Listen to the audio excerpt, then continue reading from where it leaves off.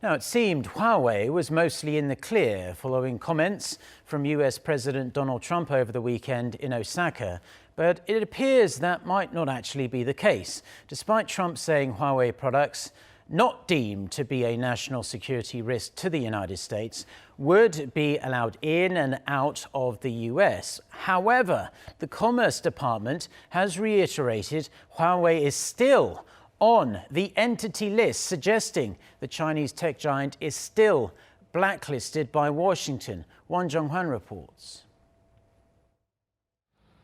A senior Trump administration official emailed the U.S. Commerce Department's enforcement staff this week, stating that Huawei remains on its entity list and a presumption of denial licensing policy is still in place.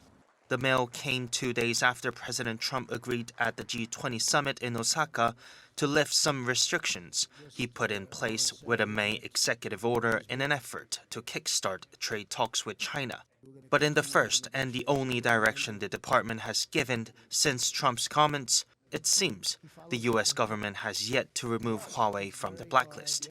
The email goes on to direct staff to evaluate the associated license review policy under Part 744. That includes the presumption of denial policy applied to companies that have been blacklisted.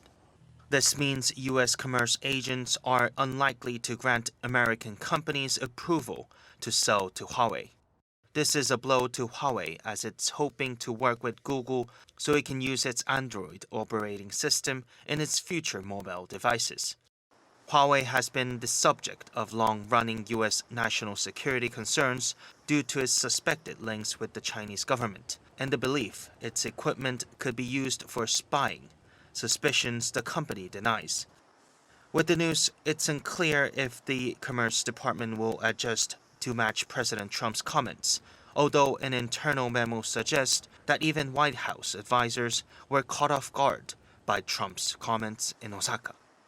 However, despite the confusion over Huawei's status, trade talks between the U.S. and China could restart sooner than expected.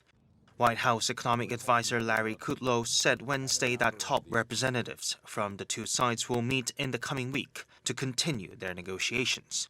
Watchers expect the talks to bring some clarity to the situation surrounding Huawei. Jung-hwan, Arirang News.